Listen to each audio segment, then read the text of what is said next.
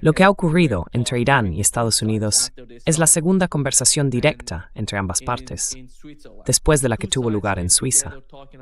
Las dos delegaciones se reunieron para hablar, básicamente, del problema principal. Uno de los temas más importantes fue el caso del Líbano. Y parece que la primera cláusula del acuerdo, ese memorando de entendimiento firmado por el presidente iraní y Donald Trump, hace referencia a la soberanía del Líbano. Esto es lo que dijo J.D. Vance sobre el Líbano, porque parece que con el paso del tiempo, los israelíes están sintiendo cierta presión que viene desde allí. Benjamin Netanyahu también con el tema del Líbano. Y esto es lo que hemos sabido de J.D. Vance.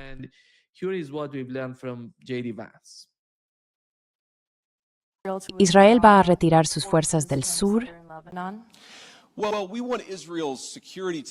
Bueno, queremos que la seguridad de Israel esté protegida y también queremos que la soberanía del Líbano esté protegida. Y esto va a ser una conversación continua. Los israelíes han sido muy claros en que no tienen intenciones territoriales sobre el sur del Líbano. La razón por la que sienten que deben estar allí es porque les preocupa que los combatientes de Hezbollah en el sur del Líbano disparen hacia Israel. Creemos, por supuesto, que va a requerir mucho trabajo, pero que podemos llegar a un punto en el que la integridad territorial y la soberanía del Líbano estén protegidas, y también la seguridad de Israel. Y eso va a requerir cierta coordinación con las Fuerzas Armadas libanesas, y además, que los iraníes contengan a Hezbollah. De todo eso estuvimos hablando ayer, y de nuevo, creo que avanzamos mucho más en comparación con donde estábamos hace solo 24 horas.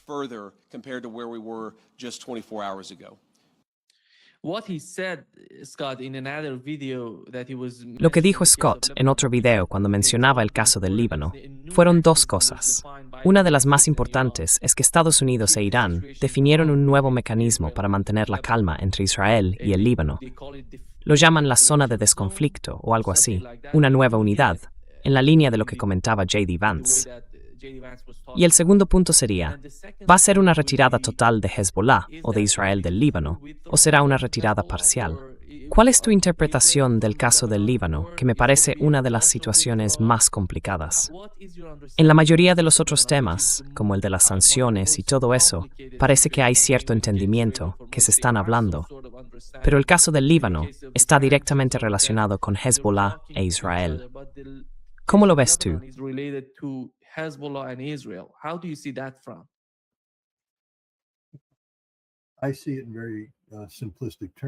Lo veo en términos muy simples. La seguridad de Israel solo puede garantizarse si se respeta la soberanía del Líbano. Hezbollah no existiría hoy si Israel se hubiera retirado del Líbano. Hezbollah existe únicamente por la ocupación ilegal de Israel en el Líbano. Me refiero, por supuesto, a la ocupación inicial en los años 80. La gente pregunta, ¿hacia dónde va todo esto? Yo les recuerdo que Israel ya fue expulsado del Líbano una vez por Hezbollah, y Hezbollah volverá a expulsar a Israel. Eso es lo que va a pasar. Israel ha perdido esta guerra. Israel no tiene ninguna posición de negociación. Irán no va a ceder, y Estados Unidos es incapaz de llegar a un acuerdo.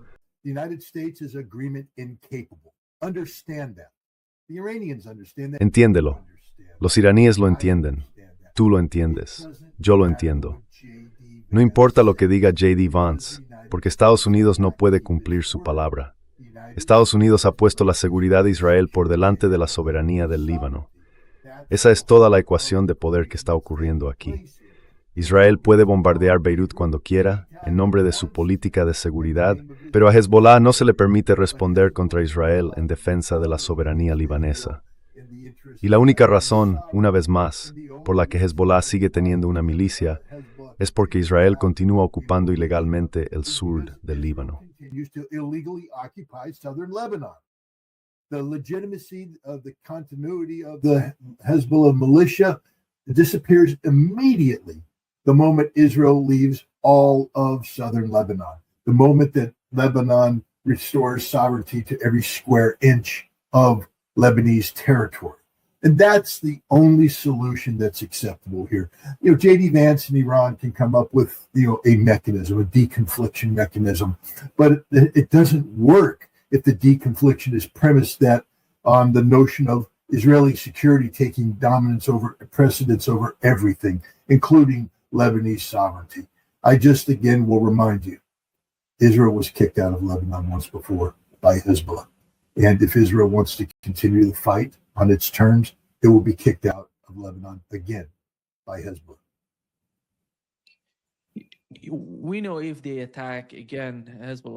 Sabemos que, si vuelven a atacar, una de las razones por las que Irán no respondió al último ataque israelí en Beirut, en Dahia, fueron las negociaciones entre Irán y Estados Unidos. Porque parece que Donald Trump intentó hacer todo lo posible para establecer una especie de alto el fuego, que en realidad no fue un alto el fuego, hasta que se firmó el memorando de entendimiento y se iniciaron las negociaciones posteriores sobre ese documento. Ya sabes, el de los 14 puntos. El primero tiene que ver con el caso del Líbano. Y según pasa el tiempo, si Israel ataca, supongamos que, como dijiste, Israel ataca y Hezbollah responde, ¿cómo crees que reaccionaría el gobierno iraní ante Israel? ¿Y cuál sería la respuesta de Estados Unidos?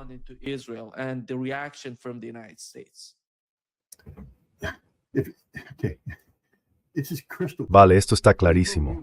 El memorando de entendimiento no entra en vigor a menos que todas sus partes estén en vigor. Si Israel ataca al Líbano, Israel, el memorando no está en vigor. Y si el memorando no está en vigor, entonces Irán responderá. Y ya lo ha demostrado antes. Sabes, atacó a Israel cuando Israel atacó al Líbano. Lo volverá a hacer. Esta vez Israel se libró porque Estados Unidos dijo que iba a contener a Israel.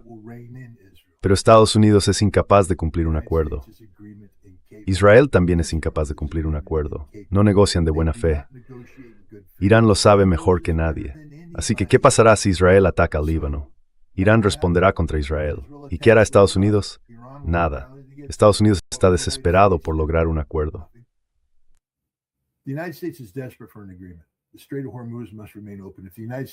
El estrecho de Hormuz tiene que permanecer abierto.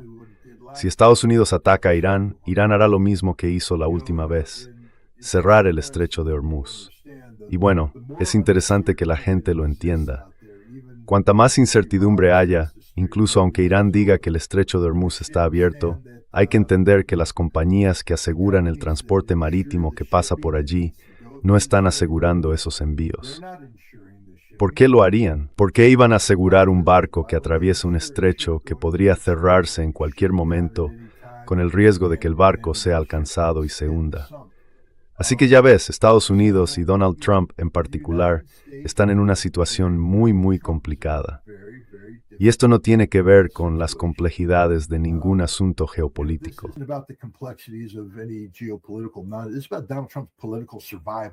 Se trata de la supervivencia política de Donald Trump, que depende de la economía estadounidense, y esa economía se está asfixiando por la situación en el estrecho de Hormuz.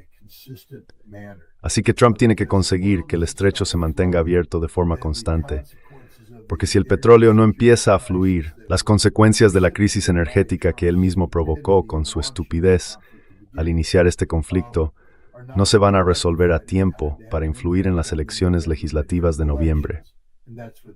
Y de eso va todo esto. Es la economía, y punto. Donald Trump necesita un repunte en la economía estadounidense que haga creer a los votantes que actúa pensando en sus intereses. Y no puede lograrlo si el estrecho de Hormuz sigue bloqueado. Y bueno, it's a governative burden mismo.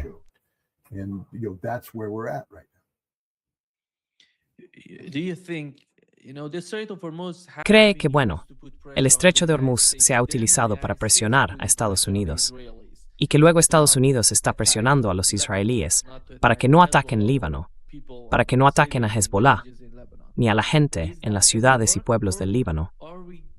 ¿Eso va a funcionar o nos dirigimos hacia una nueva ronda de guerra entre Irán e Israel, con menos participación de Estados Unidos que antes?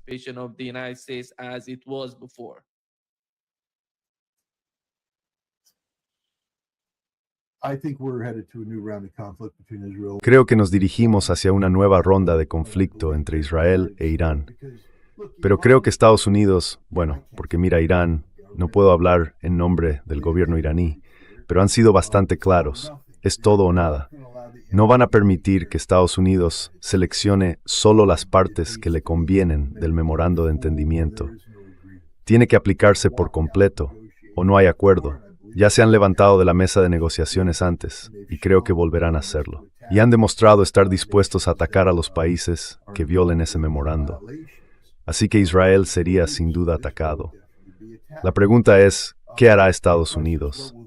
¿Qué hará Donald Trump? Creo que ahora la naturaleza de la relación entre Netanyahu y Trump ha cambiado, porque estamos viendo que la supervivencia política de Trump está en juego, con las elecciones de mitad de mandato.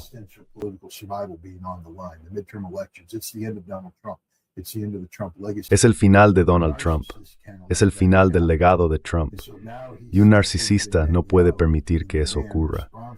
Así que ahora ve a Benjamin Netanyahu como el hombre responsable de la caída de la marca Trump. Y Trump es una persona muy vengativa. Así que podríamos estar ante una completa reconfiguración de la relación entre Estados Unidos e Israel en un futuro cercano. ¿Y puede Israel sobrevivir a eso? No creo que la carrera política de Benjamin Netanyahu pueda hacerlo.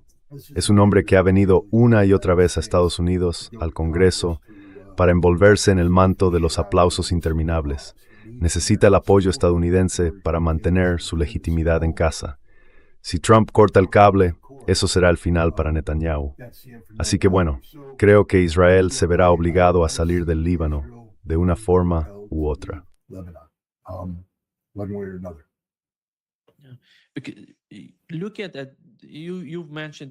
Mira eso. Has mencionado las elecciones de mitad de mandato, y justo después de esas elecciones tendremos las presidenciales de 2028 con J.D. Vance. Por lo que parece, entrando en escena, hablando del conflicto, intentando unirlo todo y resolver los problemas, en mi opinión, por lo que se avecina en 2028. Está dispuesto a sacrificarlo todo por Israel, por la causa de Israel. Y siendo sincero, la forma en que Donald Trump está hablando a los israelíes es algo nueva. No tenemos mucha historia de que se hablen así, presionando públicamente, humillando. Supongamos que todo es puro teatro político, pero al fin y al cabo está humillando a Benjamin Netanyahu y a su gobierno.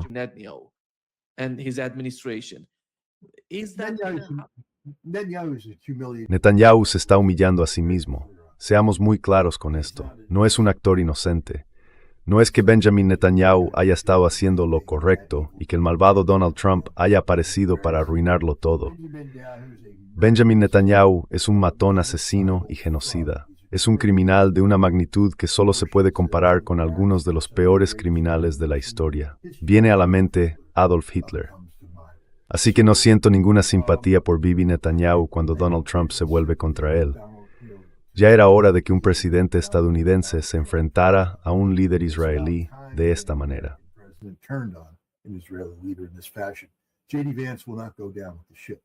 J.D. Vance no va a hundirse con el barco. Es decir, no va a quedarse ahí y sacrificarse por el Estado de Israel.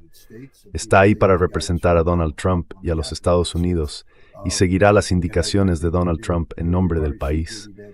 Y creo que ya se ha visto a J.D. Vance empezar a endurecer su lenguaje respecto a Israel. Así que Israel está acabado. Podemos dejarlo ahí. Es una situación de la que Israel no va a poder salir. Se han acorralado ellos mismos. Tendrán que retirarse y el hacerlo. Benjamin Netanyahu.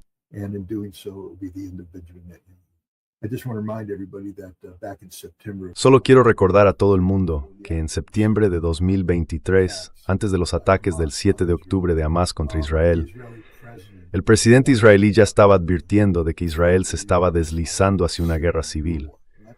No resistencia civil, no desobediencia civil, guerra civil, enfrentamientos armados entre israelíes. Y así es como va a terminar esto. Va a terminar en una guerra civil israelí, porque Benjamin Netanyahu ha polarizado al país hasta unos extremos enormes. Y al final, las personas que están promoviendo esta guerra saben que su supervivencia política depende de que la guerra continúe hasta una victoria israelí que no va a llegar. Pero no pueden permitirse reconocerlo, porque eso sería su fin político. Así que creo que nos encaminamos hacia una guerra civil en Israel, hacia violencia entre israelíes.